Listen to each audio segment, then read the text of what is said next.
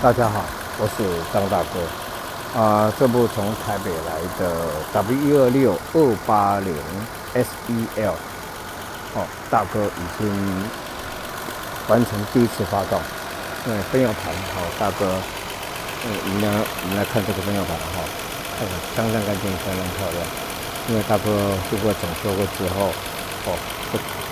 外表又经过喷砂，里面经过全新整理。这个分油盘在整修之前，我们看到它的数值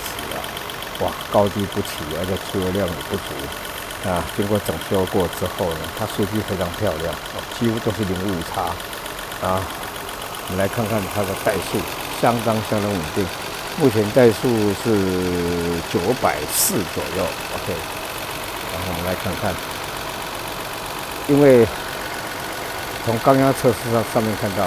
它几乎每一缸都在10到11 kgcm 平方的缸压，完全没有积碳。那就只有第5缸缸压只有6.5左右。但其实以大哥的经验，它这个不会造成怠速的问题。我们来看看它的怠速有多稳定，动都不动。转速是950，动都不动的。所以说，如果说有一缸的缸压稍微偏低，其实在对怠速稳定性是没有影响的，除非是零缸压，也就是说它的气门烧毁，那就热了以后，那就开始走动了。但是呢，现在我们看到它怠速就是950、960，动都不动。但是很可惜的，我们看到它的回流量我们看到0.34的回流量，也就是说汽油从这边进，从这边流回油箱，它1分钟应该要在2公升以上那才足够有油量来提供给分油盘来使用。像它的回流量这么低，2公升的回流量，应该要1分钟要从这里要流回油箱2公升，但它只流回0.34，代表它打过来的油量是不足的。那我们看到它的汽油泵浦就是新的但是呢，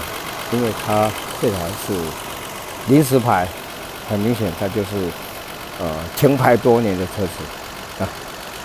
99.9%都会造成油箱堵塞。油箱堵塞，你汽油泵浦换新也没有用。怠速这么稳定，但是有个缺点，你看大哥把它吹油看看，吹不上去。好，大哥吹油，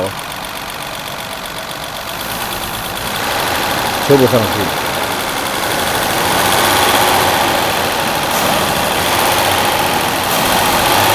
吹不上去。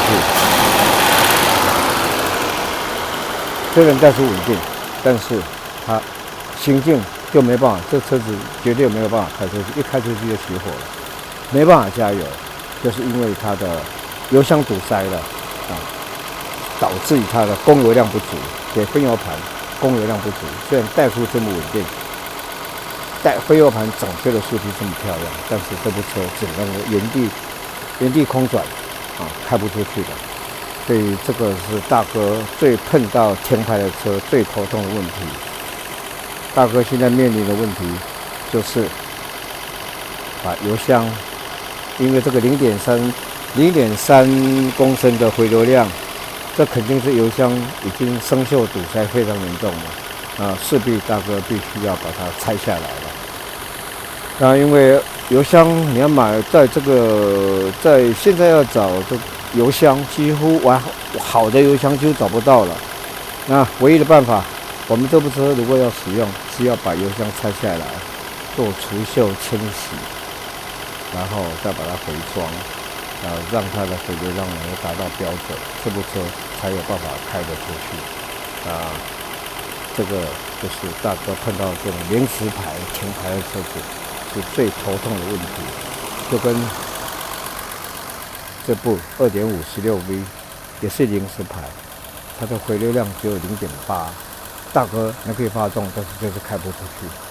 所以这个大哥最不喜欢面临的问题，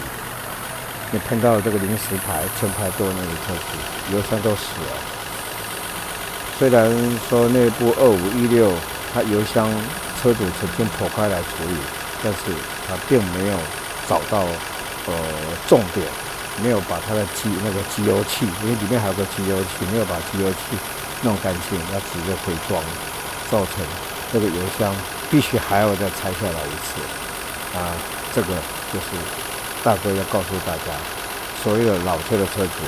前排的车主，如果不发动，就会面临这样的问题；不发动不跑，就会面临这样的问题。虽然说钢体不会坏，但是油路、电路都会老化，因为它没有在有水电没有运转，那也没有引擎的温度让它产生潮湿，所以钢体看起来是漂亮的，看里面其实也是好的，因为有机油在保护着我们的钢体，但是油箱就是造成我们很大的困扰。今天大哥的报告到此结束。